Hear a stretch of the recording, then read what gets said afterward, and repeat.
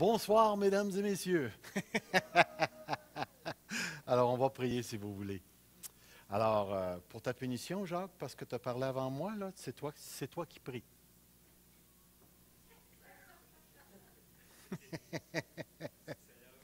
Gloire à toi, Jésus. Oui.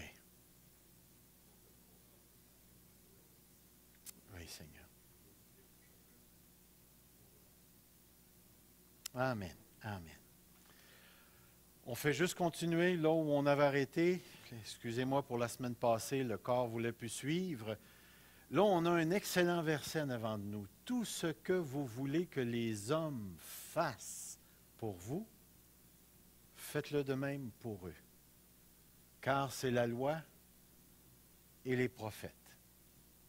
Alors, quand on regarde le texte, qu'est-ce qui vous frappe?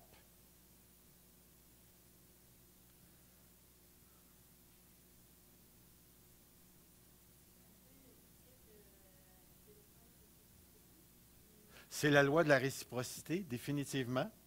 Oui, oui, oui. Regardez les mots. Tout. Ça l'inclut quoi, ça? Mhm.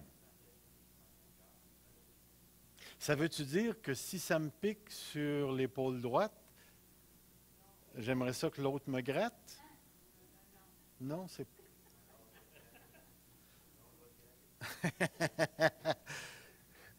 Tout ce que vous voulez que les hommes fassent pour vous. En tout cas, une chose qui est certaine, c'est que le mot tous ou le mot tout est vraiment un mot inclusif. Ça l'inclut la totalité, tout. Tout ce que tu aimerais que les hommes te fassent. Ah, définitivement. D'ailleurs, je pense que c'est un peu l'esprit. Hein? C'est certain qu'il n'y a pas personne ici, j'espère ce soir, qui aimerait se faire fouetter. Il n'y a pas personne qui aimerait se faire tricher, qui aimerait se faire battre ou quelque chose comme ça. Alors, c'est certain que ça a rapport avec le bien. Le bien. C'est marqué, faites-le de même pour eux. La raison, car c'est la loi et les prophètes. C'est la loi et les prophètes. Quand je me suis mis à regarder ce texte, j'ai fouillé un tout petit peu dans les bouquins, sur l'Internet, et ainsi de suite, puis j'ai réalisé que ce n'est pas une parole qui est propre à Jésus. Hein? Je ne sais pas si vous saviez ça. Si vous regardez, là, je vais essayer de vous donner ça. C'est certain qu'on est devant la loi de la réciprocité, puis c'est une parole qui a eu une grande, grande influence. Même, je vous ai écrit qu'il y a un des empereurs, là, Alexandre ou Alexander Servirus, 200 ans à 235 après Jésus-Christ, l'avait même fait graver en or dans un de ses murs. C'est une loi qui l'avait profondément touché. Mais j'ai marqué un petit peu plus bas. Pardon? La loi d'or. Je vais juste rapetisser mon écran un petit peu pour que vous puissiez voir. Voyons, tu es supposé de rapetisser. Bon. Je vais essayer de vous la mettre un petit peu plus grande. OK, juste comme ça. C'est marqué ici qu'on retrouve dans la sagesse ancienne. Fais aux autres ce que les autres te feraient s'ils le pouvaient avant qu'ils ne le peuvent. Ça sonne bizarre, hein, ça?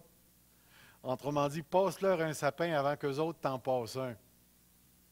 Je n'ai pas l'impression que ça sonne comme ça, mais une autre chose, c'est qu'on voit donc ce concept n'est pas propre au Nouveau Testament. La forme positive de ce principe se trouve aussi loin dans l'Antiquité que Homère. Est-ce que vous avez déjà entendu parler d'Homère? 8 siècles avant Jésus-Christ, qui était une sorte de poète grec qui a écrit des choses. On le retrouve après tout un paquet de monde avant Jésus-Christ. Puis c'est marqué, je vous ai marqué une place, la forme négative apparaît dans le livre de Tobie. Savez-vous ce que c'est que le livre de Tobie? Quand vous avez une Bible catholique, il y a des livres apocryphes. Bien, vous allez retrouver cette parole-là dans le livre de Tobie. Un autre personnage qui était un contemporain de Jésus qui s'appelait Philon. ou Philo, qui était un juif grec d'Alexandrie, en Égypte. Et puis, cet homme-là avait cette phrase-là, ou une phrase similaire à ça dans sa littérature. Il y a une autre chose ici. Il y a une lettre appelée la lettre d'Aristée, qui est une sorte de pseudépigraphe datée de la première moitié du 2e siècle. J'ai marqué ici avant Jésus-Christ. C'est une lettre qui a été écrite par un bonhomme, on ne sait pas trop qui. Puis regardez comment ça a été traduit en anglais. Le roi loue semblement celui qui, regardant l'autre d'après, lui demande quelle est la discipline de sapience. C'est du vieux français, hein? De sapience, ça fait référence à la sagesse. De sagesse. Il répond, tout ainsi que vous devez, sire, être savant et expert et abondant en tout bien, vous gardiez aussi cette façon envers vos sujets. Vous gardez cette façon envers. C'est comme s'il disait au roi, puisque vous, monsieur le roi, vous devez être bon, puis vous devez être sage, puissiez-vous garder cette attitude envers vos sujets. Faites aux autres ce que vous voudriez qu'on vous fasse à vous, ici. Alors, tout ce que je veux faire ressortir, c'est que la parole de ce qu'on appelle la règle d'or, tout ce que vous voulez que les autres vous fassent, faites-le de même pour eux. Ce n'est pas une parole que Jésus a nécessairement inventée de son propre chef. C'est quelque chose qui existait déjà dans l'éthique grecque et qu'on retrouve chez certains Juifs aussi. J'ai marqué ici, certains commentateurs ont tenté d'amoindrir la formule négative. En s'en venant, je demandais à Evelyne, si je disais la phrase suivante, « Tu dois manger tout ce qui est bon. » Et si je disais négativement, « Tu ne dois pas manger tout ce qui est mauvais. » Est-ce que j'ai dit la même chose? Si je dis à la personne de ne rien manger de mauvais, je lui dis de manger quoi? Puis si je dis à la personne de ne manger que ce qui est bon, qu'est-ce que je lui dis de faire avec le mauvais? Mais de ne pas le manger. Alors, c'est comme si la forme négative et la forme positive disaient exactement la même chose. Mais il y a des commentateurs qui ont essayé de valoriser la forme positive en disant que la dire d'une manière positive, c'était unique au Seigneur Jésus. Mais regardez les textes. Tu ne te vengeras point et tu ne garderas point de rancœur contre les enfants de ton peuple. Tu aimeras ton prochain comme toi-même. Est-ce que c'est la règle d'or? Tu ne feras pas de mal à ton prochain, tu vas l'aimer, tu vas lui faire du bien. Tout ce que vous voulez que les autres vous fassent, faites-le de même pour eux. Une manière de dire la même chose. L'amour ne fait point de mal au prochain. L'amour est donc l'accomplissement de la loi. Qu'est-ce que l'amour fait? Si elle ne fait pas de mal, elle fait quoi? Est-ce qu'elle peut ne rien faire?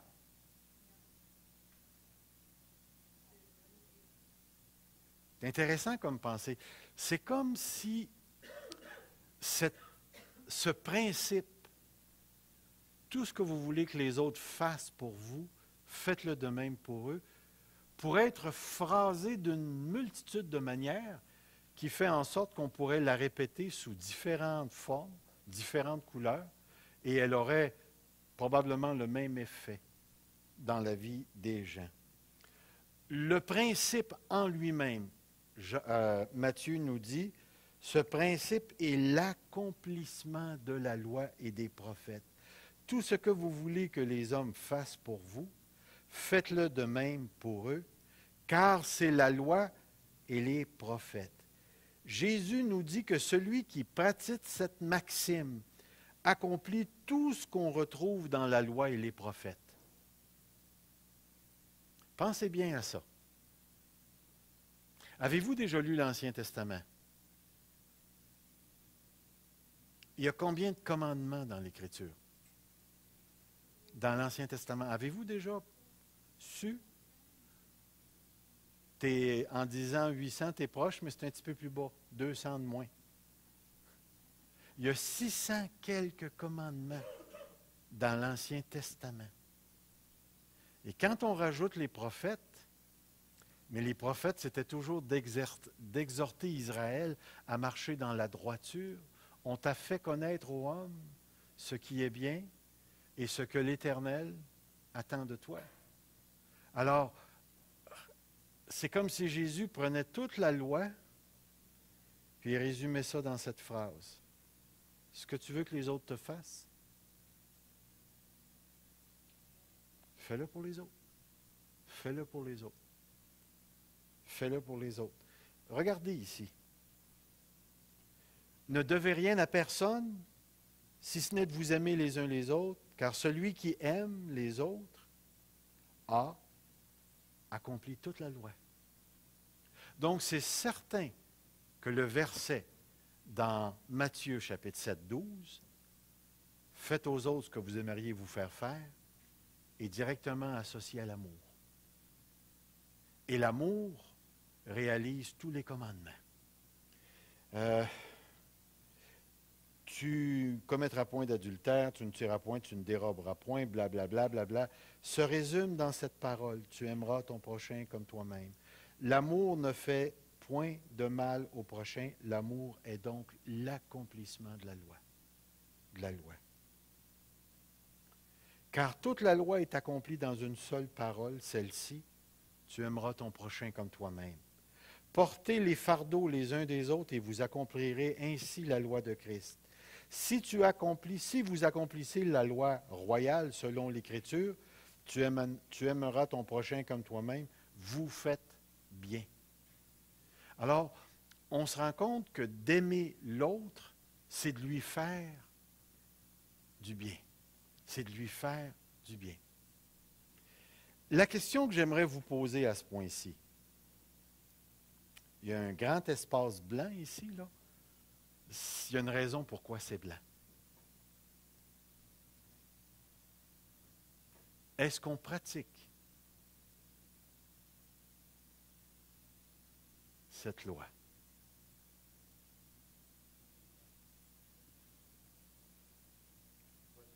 Je vais juste vous phraser ça différemment. Avez-vous déjà essayé de faire aux autres ce que vous aimeriez qu'on vous fasse? Pourriez-vous donner un exemple? Oui.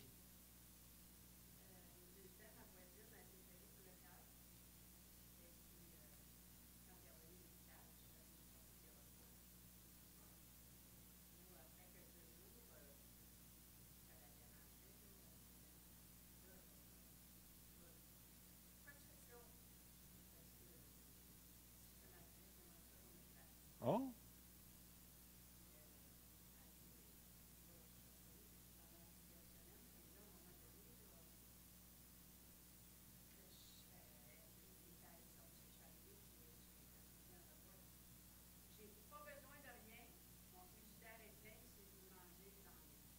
OK. Envers toi.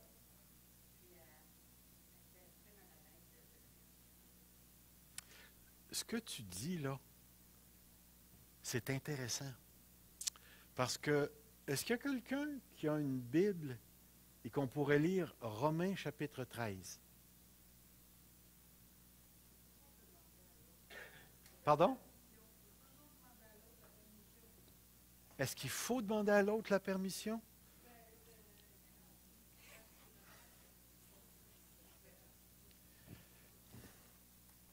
Regardez dans Romains 13. Il y a quelque chose de très intéressant qui est rattaché à ce que tu viens de dire.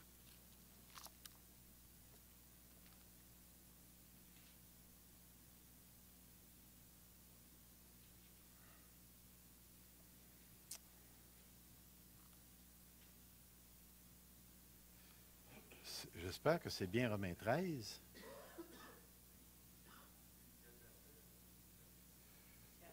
Vous aimez les uns comme un péché, tu aimeras ton prochain comme toi-même. c'est l'heure avancée, vous voyez le jour. C'est la place où il parle de mettre des chardons sur la tête de ton ennemi.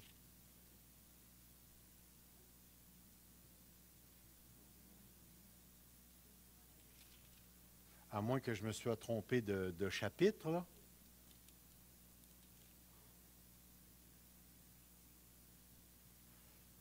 Ça parle ça parle de faire le bien, de vaincre le mal par le bien.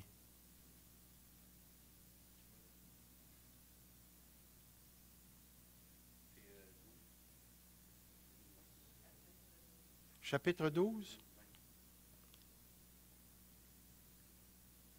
Oui, oui, c'est en plein ça. Si ton ennemi a faim, donne-lui à manger. S'il a soif, donne-lui à boire. Car en agissant ainsi, ce sont des chardons ardents que tu amasses sur sa tête. Sais-tu que c'est exactement ça? Tu illustres le principe d'avoir fait du bien à une personne, puis la personne se sent, elle a comme quelque chose sur sa tête. Un chardon, c'est une sorte de pic-pic, là. Un peu comme la couronne que Jésus portait, là. Le bien va toujours être victorieux sur le mal, même si on est perdant dans le... Non, ce n'était pas le but. Je voulais juste illustrer le principe de l'effet que tu faisais ressortir.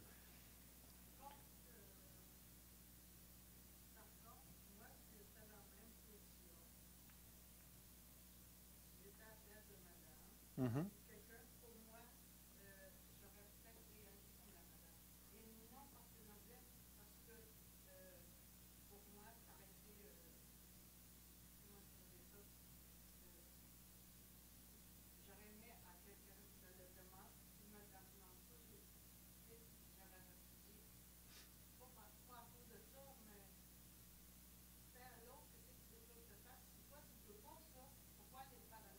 Mhm.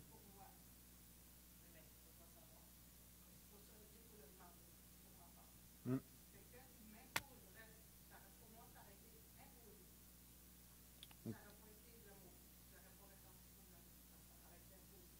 Alors, t'apporter trop de nourriture, l'apporter une fois, c'est correct, mais l'apporter avant même de commencer.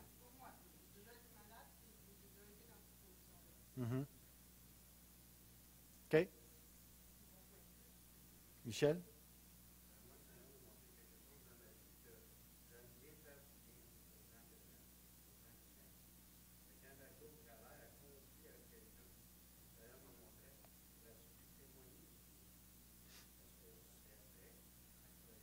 Mhm.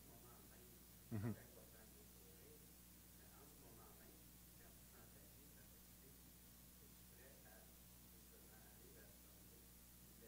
Mhm.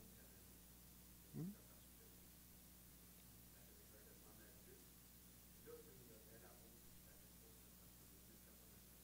Tu sais, quand on disait, là, le Seigneur, comment est-ce qu'il disait ça? Il disait que même les méchants font du bien à ceux qui les aiment ou à ceux qu'ils aiment, et ainsi de suite, mais de faire du bien à une personne qui est pas aimable. Si tu te retrouves dans une situation où la personne euh, te répond mal, te fait du mal, OK? Tu vas faire quoi? Qu'est-ce que tu aimerais qu'on te fasse dans une circonstance comme ça? Est-ce que vous suivez ma pensée? Admettons que quelqu'un m'insulte. Qu'est-ce que j'aimerais qu'on me fasse si moi j'insulte une personne? Voyez-vous ce que je suis en train de dire? Je ne suis pas en train de dire comment je voudrais choisir ma réaction par rapport. La personne vient de m'insulter. Fais aux autres ce que tu voudrais qu'on te fasse. Donc, mets-toi dans la chaussure ou dans les chaussures de celui qui t'insulte. Maintenant, qu'est-ce que tu voudrais qu'on te fasse, toi, l'insulteur ou l'insulteuse? Est-ce que vous voyez ce que je suis en train de dire? Je ne suis pas en train de dire, moi, là, si quelqu'un m'insultait, ma réaction naturelle, ça serait d'y rentrer dedans. Oui. Ben, même avec amour, ça serait pas mal difficile. Ma tendance naturelle, mais si j'insulte quelqu'un, est-ce que j'aimerais me faire entrer dedans? sur le chemin ou quelque chose comme ça. Voilà, c'est un peu l'idée. C'est comme si Jésus, écoutez, une des choses qui paraît dans le texte et qui est très intéressant, je vais revenir à mon texte. Regardez ici. Si vous regardez bien le texte, là, qui est le barème de décision? C'est moi-même.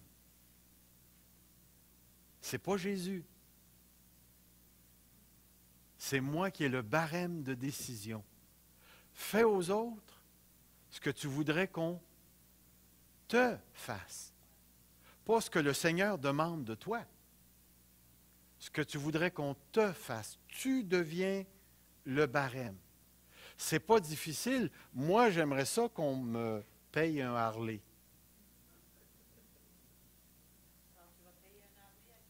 Jamais de la vie.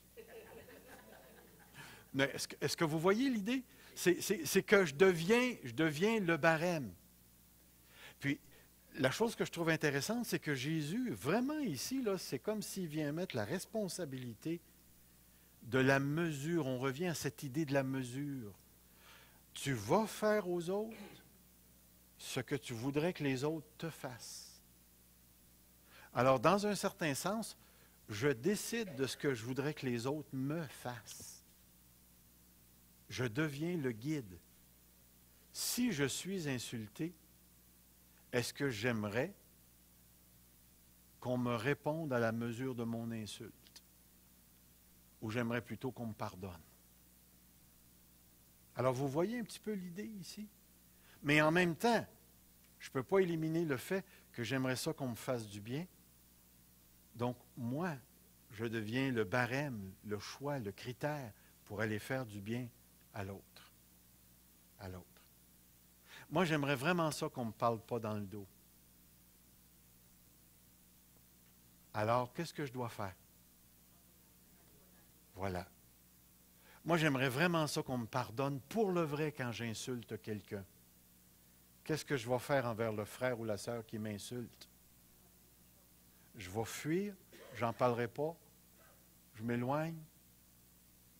Autrement dit, là, j'ai l'impression que cette loi-là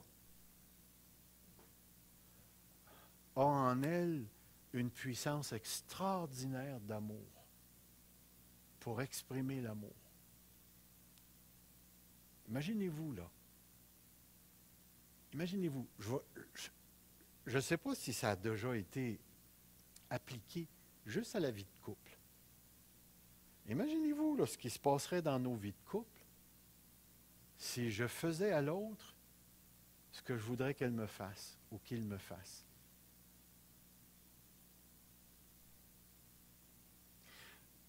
Tout ce que je peux vous dire, c'est que ça ne marche pas avec le macaroni. Parce que j'aime ça quand tu as fait du macaroni, mais s'il fallait que j'y en fasse du macaroni, ça serait terrible. Est-ce que vous voyez l'idée? J'ai comme l'impression là, que Jésus nous donne un principe par lequel je peux vraiment évaluer mes actions. Parce qu'oubliez pas, un petit peu plus bas, là, on va rentrer dans le texte. Je ne sais pas si on va être capable d'y rentrer ce soir, mais on va rentrer dans le texte. Vous les reconnaîtrez à leurs fruits. Vous les reconnaîtrez à leurs fruits. Tu as cette démonstration-là ici de cette loi bien particulière qui doit gouverner notre comportement, qui doit gouverner notre approche envers les frères et les sœurs. J'ai parlé avec un chrétien cette semaine qui en veut beaucoup à un autre chrétien. Je devrais dire à d'autres chrétiens.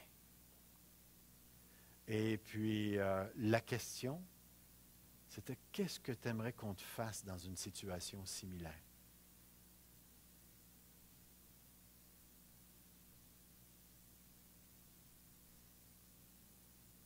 Tout de suite, as-tu remarqué une chose? Tout de suite, ta conscience sait quoi faire. Avez-vous remarqué ça? Aussitôt que je me demande qu'est-ce que j'aimerais qu'on me fasse dans cette situation-là, je sais exactement ce qu'il faut que je fasse à l'autre. Qu'est-ce que j'aimerais qu'on me fasse dans cette situation-là? Alors, j'aimerais vraiment vous encourager, d'ici à dimanche matin, que vous vous posiez cette question-là personnellement. Qu'est-ce que j'aimerais qu'on me fasse dans cette situation-là? Et ensuite, fais-le à l'autre.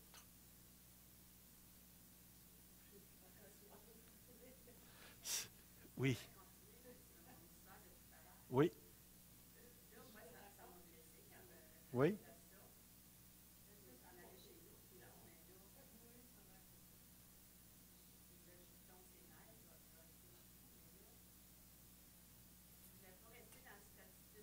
Moi, c'est pas là. Ouais.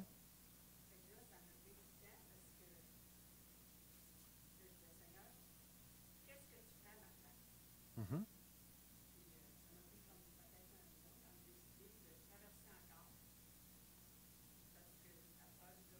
Mhm.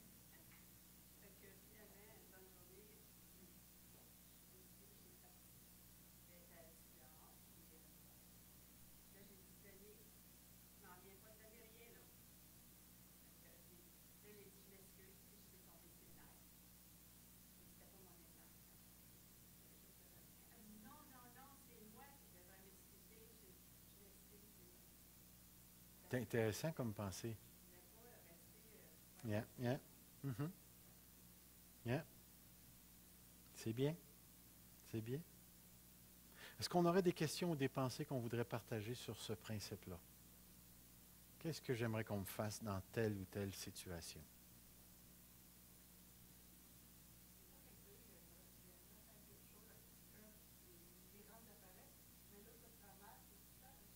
Tu laisses l'autre avec sa réaction. Moi, j'ai essayé de te faire du bien, puis tu ne le reçois pas.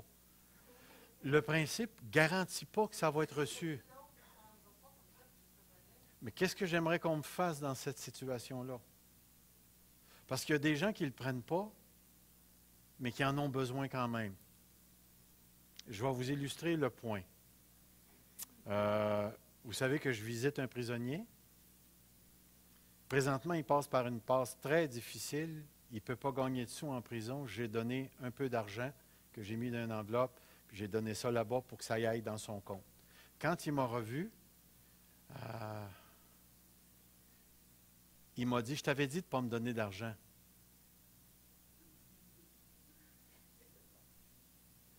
C'est clair et net. Puis il m'a pleuré. Puis là, j'ai pu lui dire, c'est parce que tu es plus que juste un prisonnier pour moi. Tu es vraiment un ami, puis tu es vraiment un frère dans le Seigneur.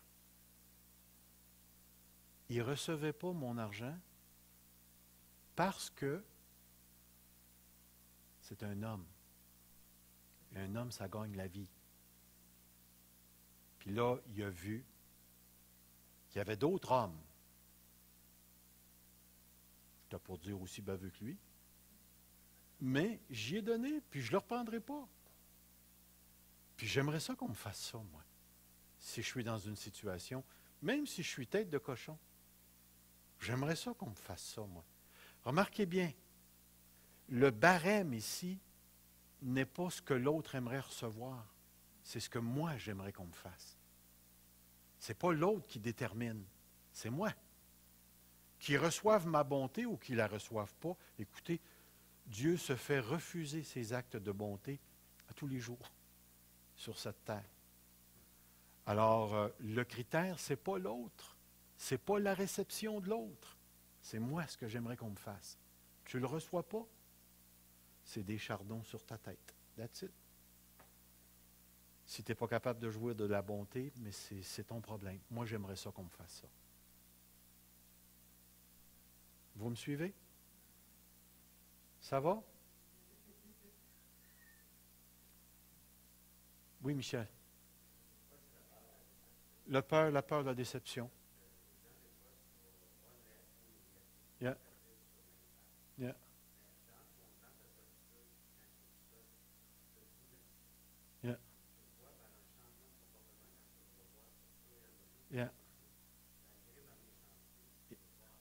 Tu ne m'as pas abandonné. C'est en plein ça. C'est en plein ça. Puis combien de fois Dieu a fait ça, hein? Même pour nous. On est vraiment orgueilleux dans des circonstances particulières, nous les chrétiens. Puis s'il fallait que Dieu nous donne ce que notre orgueil mérite, mon ami. Bien, c'est ça. On est des fois comme des chiens qui mordent la main de ceux qui le nourrissent. Puis pourtant, la main est toujours là. Toujours là.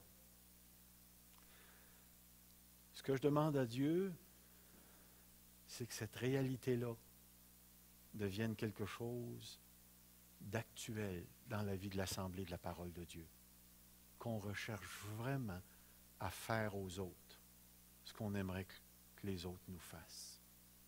Puis de ne pas attendre l'autre pour le faire. De réellement le faire. De réellement le faire. Vous êtes dans les goûts. OK. Mais quand bien même, dans ce que tu dis, ça transporte quelque chose au niveau de l'amour. Je considère la condition de la personne. Je peux voir que cette loi-là pourrait s'appliquer dans les petites affaires aussi, définitivement. C'est comme si tout, le mot tout inclut tout. Tu avais quelque chose à dire, Hélène?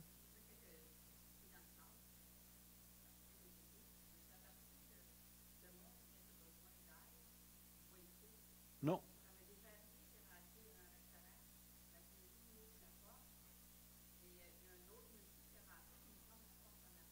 Mm-hmm.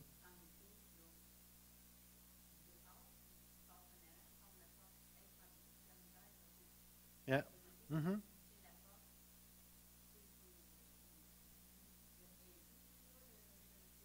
Non, il y en a comme ça, ça c'est certain. C'est pour ça que le comportement de l'autre ne peut pas être le critère. Il faut que ce soit toi qui sois le critère. Qu'est-ce que tu aurais aimé qu'on te fasse dans une circonstance comme celle-là? Tu aurais aimé qu'on tienne la porte pour toi? Moi. Alors, si jamais, Hélène, tu te retrouves dans une situation comme ça, tu vas savoir qu'une personne en béquille aime qu'on... Yeah, yeah, yeah. Mm.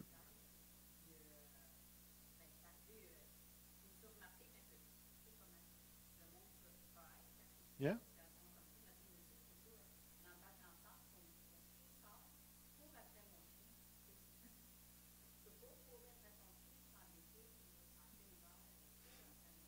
Yeah. Ben oui, c'est ça. Alors, c'est pour ça, n'oubliez pas, le barème, ce n'est pas les autres. Tu ne peux pas t'attendre que les autres te le fassent. Il faut que ce soit toi qui le fasses aux autres. Bien, dans une situation où tu vis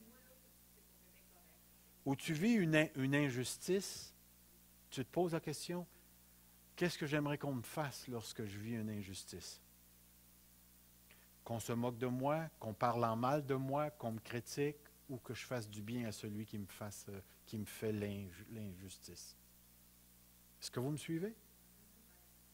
Yeah, yeah, yeah. On n'aura jamais le droit ou la permission de la part de Dieu de faire le mal.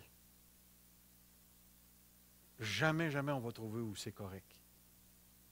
Il y avait quelqu'un d'autre ici qui avait levé... Toi? Vas-y. OK. Yeah. Ça ne veut pas dire qu'on va recevoir le bien, non. C'est pour ça que l'autre ne peut pas être le critère. Dernier commentaire sur ça, puis on va passer à l'autre. Michel, ça revient à ce qu'on dit. On n'aura jamais la permission de faire le mal. Est-ce que ça va pour ce principe-là? Alors, votre devoir cette semaine, c'est qu'est-ce que je voudrais qu'on me fasse dans cette situation-là? Je vais le répéter, puis après ça, vous le répétez. Qu'est-ce que j'aimerais qu'on me fasse dans cette situation-là? Face dans cette situation-là. OK, maintenant vous l'avez. Vous l'avez. Vous êtes de merveilleux étudiants.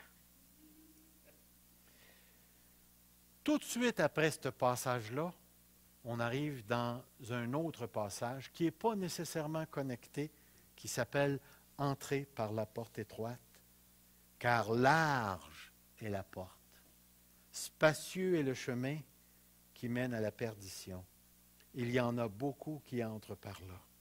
Mais étroite est la porte, resserré est le chemin qui mène à la vie, et il y en a peu qui les trouvent. Remarquez les contrastes, parce qu'on a des doublés ici.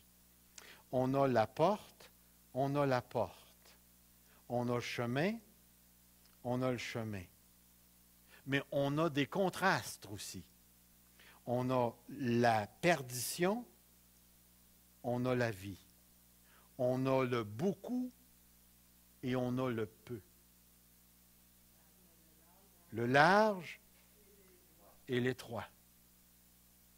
Alors, Jésus est vraiment en train de nous donner quelque chose où il veut absolument montrer un contraste. Puis vous remarquerez, entre les deux, il n'y a pas de purgatoire. Il n'y a pas de place pour une sorte de chemin intermédiaire entre les deux. Maintenant, lorsque Jésus parle de la porte, puis il parle du chemin, est-ce qu'il parle d'une porte littérale ou il parle d'un chemin littéral ou c'est du langage métaphorique? Donc, on sait que c'est une image. C'est une image. Mais c'est une image de quoi? C'est certain que dans Jean 10, Jésus est la porte. Il est le chemin aussi. Mais dans Matthieu, c'est peut-être pas nécessairement ça. C'est quoi le chemin étroit et la porte étroite? Rappelez-vous où vous êtes. Vous êtes dans Matthieu chapitre 5, 6, 7. On parle de quoi dans ces chapitres-là?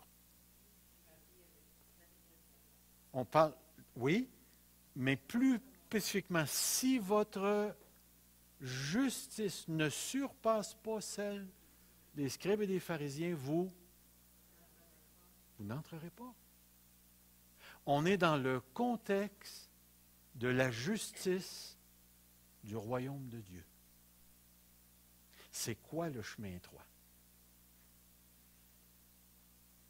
C'est le sermon sur la montagne. C'est l'enseignement de Jésus. C'est la justice du royaume de Dieu. C'est les exigences du roi des rois, ici. Je vais vous morter ici. Pardon? Oh, probablement. Probablement. Définitivement, parce qu'un chemin mène à la perdition et un chemin mène à la vie. Puis tout de suite après, on va parler des œuvres, des faux prophètes. Alors, il y a quelque chose de tout à fait particulier ici, là. Même si on pense que ces textes sont difficiles à connecter ensemble, on se rend compte, dans ce texte-là, que Jésus va parler de deux manières de vivre ici. La porte large, spacieuse, j'aurais dit, le chemin spacieux, bien que, là j'ai une petite lettre qui ne devrait pas être là, bien que référence spatiale, il réfère au confort, à la facilité pour tous ceux et celles qui les empruntent. Tu sais, l'idée là, d'un chemin smooth, large, il y a de la place, ça fait ressortir un peu comme je vais dire ici, il n'y a pas d'exigence, il n'y a pas de cadre, il n'y a pas de limite. Cependant, cette porte et ce chemin mènent à la perdition, qui est la ruine, qui est dans Matthieu, le fruit du jugement dernier. La perdition, là, c'est l'enfer. C'est l'enfer. Le contraire de ce qui mène à la vie, sous-entendu, la vie éternelle. La vie éternelle. Je vais juste monter mon affaire. Le mot utilisé pour perdition, ce mot-là revient juste une fois dans l'Évangile de Matthieu, et c'est là. Mais on le retrouve dans d'autres textes. Lorsque j'étais avec eux dans le monde, je les gardais en ton nom, j'ai gardé ceux que tu m'as donnés, et aucun d'eux ne s'est perdu, sinon le fils de perdition. Qui était le fils de perdition? Judas. Judas qui s'est pendu. Le fils. Puis le mot perdition est important ici. Il y a des gens qui m'ont déjà dit, Judas est probablement sauvé. Oh, bien de valeur. Mais le mot perdition ne veut absolument pas dire ça. Regardez un autre texte.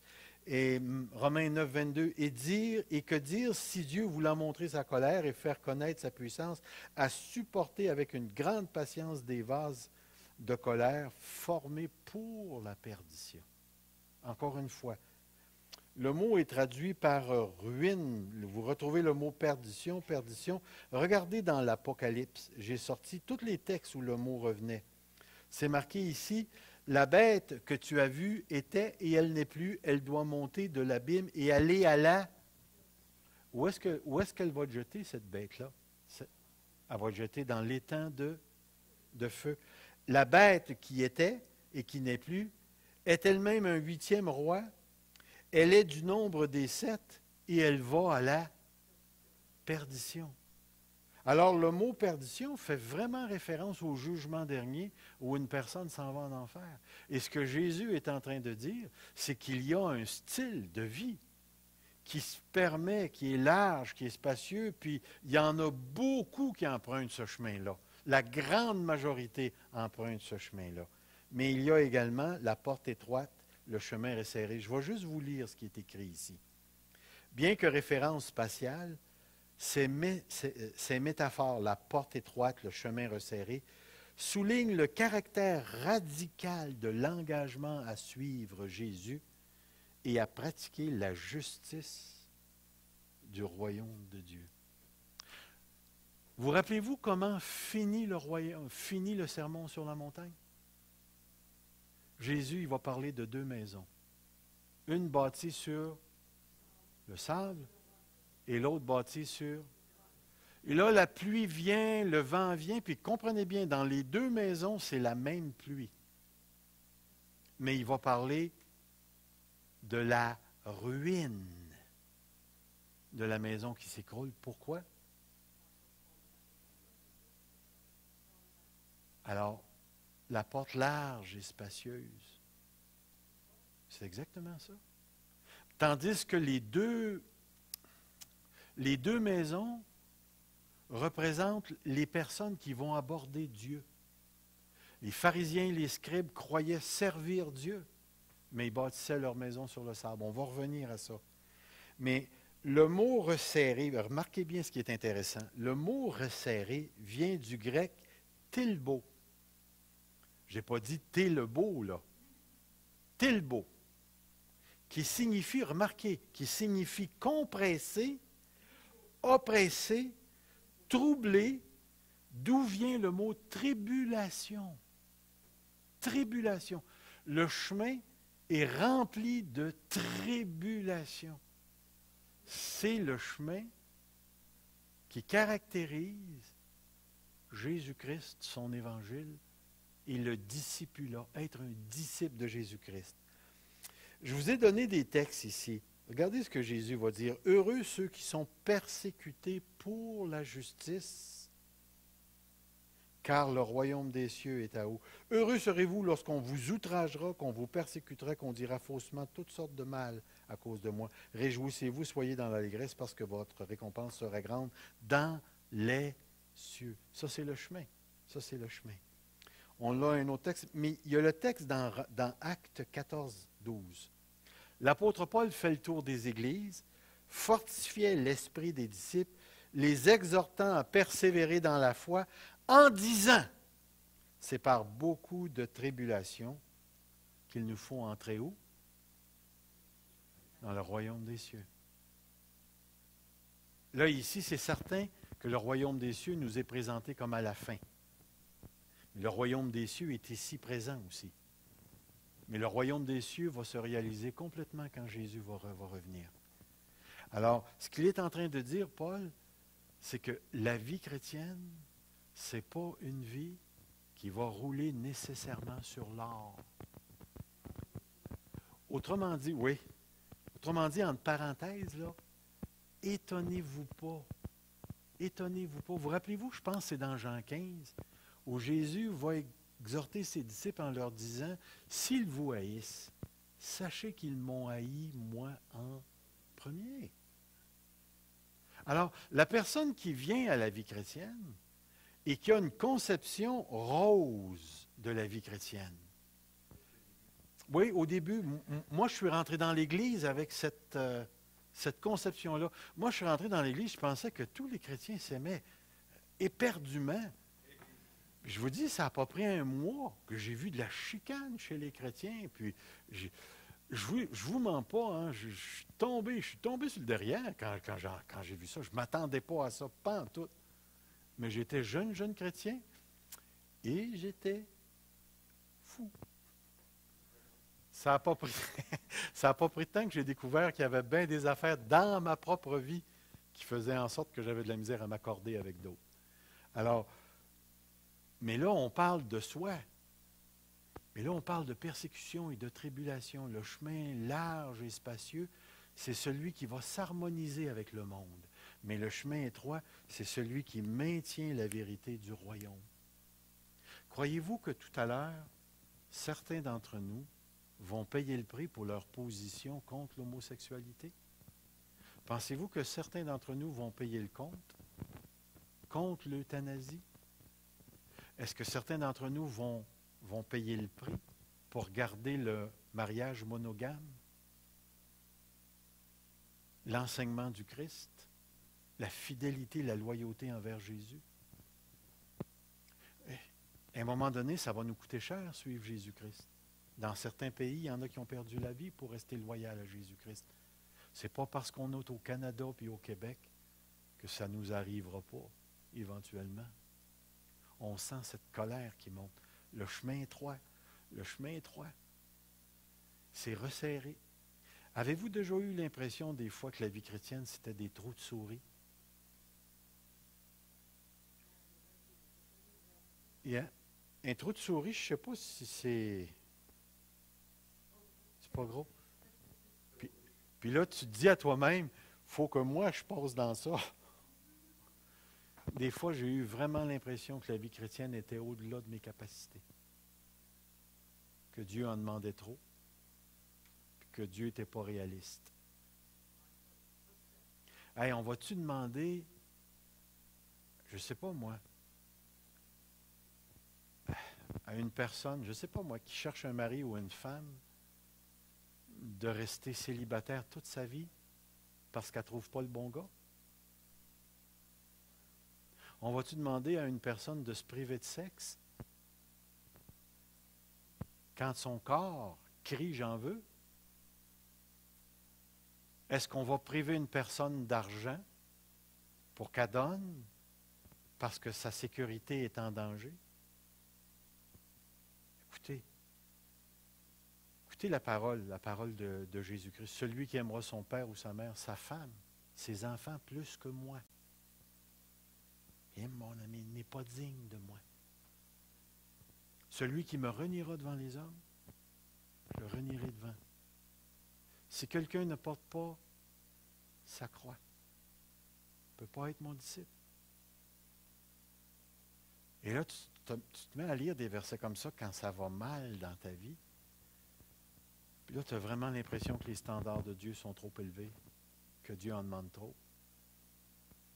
Aucune tentation qui vous est survenue qui n'ait été humaine. Avez-vous l'impression que ça dépasse vos forces à certains moments donnés? Est-ce que je peux demander à une personne malade qui souhaite être guérie d'endurer sa maladie jusqu'à sa mort? Est-ce que Jésus peut exiger ça? Tu as juste à lire, je pense que c'est l'église de Thyatire, dans les 7 églises de l'Apocalypse. Il va dire, Satan jettera quelques-uns d'entre vous en prison encore. Puis c'est marqué littéralement, soyez fidèles jusqu'à la mort. Mort. Puis il n'y a pas marqué mort douce. Ça peut être une mort terriblement difficile. Alors, je vous le dis, suivre Jésus-Christ, là, c'est plus étroit qu'on peut le penser. Et c'est pour ça que le danger pour nous en période de paix, c'est de se livrer à des compromis. Est-ce qu'un chrétien a le droit de ne pas aimer? Est-ce que c'est correct d'exiger que les chrétiens s'aiment, se pardonnent? Est-ce qu'un chrétien peut rester dans l'amertume? Le chemin est étroit. Le chemin est étroit. Étroit. Ça devient... Mais écoutez, c'est vrai que le chemin est étroit. Mais tout ce que je peux vous dire, c'est que ça a un effet tellement positif et tellement épanouissement lorsqu'un chrétien choisit la loyauté à Jésus-Christ, envers Jésus à tout prix. Ça a un effet libérateur dans le cœur. Ça l'amène une paix qui est incompréhensible. Ça l'apporte une joie de marcher avec Dieu qui dépasse l'entendement. Écoutez, c'est-tu Pierre et Jean là, qui s'en vont devant le Sanhédrin puis ils se font battre de verge? Je ne sais pas si vous savez ce que c'était que ça, de se faire battre de verge. Là. Vous avez déjà vu une verge, là, un 3 pieds, là? C'était pas des bâtons comme ça qu'ils prenaient pour battre les gens. Ça faisait bien plus mal que ça. Puis des fois, ils étaient battus en dessous des pieds. Les gens sortaient de là sur le genou parce qu'il y avait les pieds en sang. Puis les deux apôtres sortent de là remplis de joie d'avoir été dignes, jugés dignes de subir des outrages pour le nom du Seigneur Jésus-Christ. Il y a quelque chose. Vous rappelez-vous le texte dans Jacques qui dit « Mes frères, considérez comme un sujet de joie complète les diverses épreuves dans lesquelles vous pouvez tomber, sachant que l'épreuve produit telle ou telle ou telle ou telle chose. Mais il faut que l'épreuve accomplisse son œuvre afin que vous soyez parfait, que vous ne manquez rien. » Il y a quelque chose de profond. Alors, devant le chemin large et spacieux, vous allez toujours trouver solution, richesse, compromis, des amis, et ainsi de suite. Devant le chemin étroit, ce chemin qui mène à la vie, vous allez rencontrer souvent la contradiction, la haine.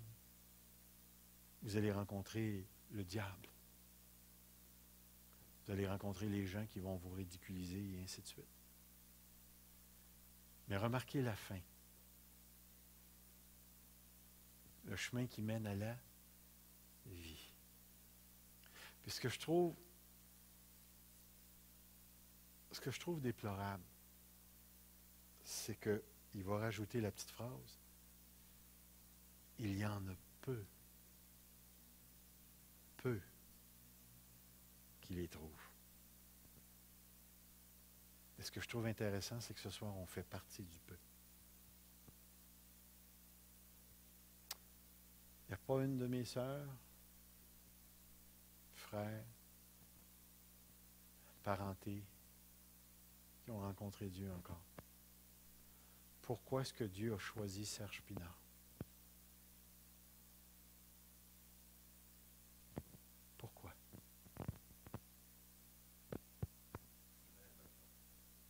Oui, en plus de ça, il s'en va le braquer pasteur. Tu sais, pourquoi Hélène t'a été choisie? Pourquoi tu as été choisie? Pourquoi? On fait partie du peu. L'Évangile nous a été présenté. Puis peut-être qu'on a choisi avec joie de marcher avec Jésus. Mais à un moment donné, avez-vous réalisé que ça commençait à serrer autour du cou? Que d'être chrétien, c'est pas toujours avantageux. Ben oui, c'est lui qui choisit. Ah oui, définitivement.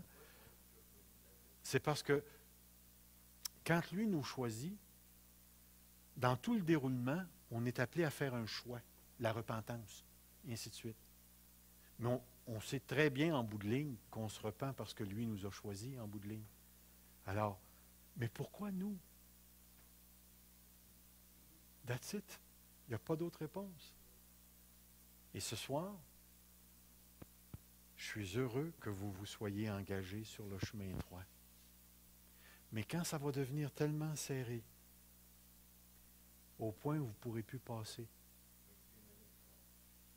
lâchez pas. Parce que tout à l'heure, ça va être payant. Énormément payant. Quand on va se retrouver tout à l'heure dans la gloire avec des corps ressuscités, qu'on va se retrouver dans une atmosphère où on ne pourra même plus sentir le mal et qu'on va être entouré de frères et de sœurs qui sont dans la perfection, qu'on va ensemble contempler Dieu et qu'on va vivre éternellement. Écoutez, on ne pensera plus en termes de 10 ans, dans 10 ans, on va penser en termes de 100 ans. Moi, je vais faire 100 ans de jazz au ciel. Puis je sais, je vais me promener 100 ans en Harley au ciel.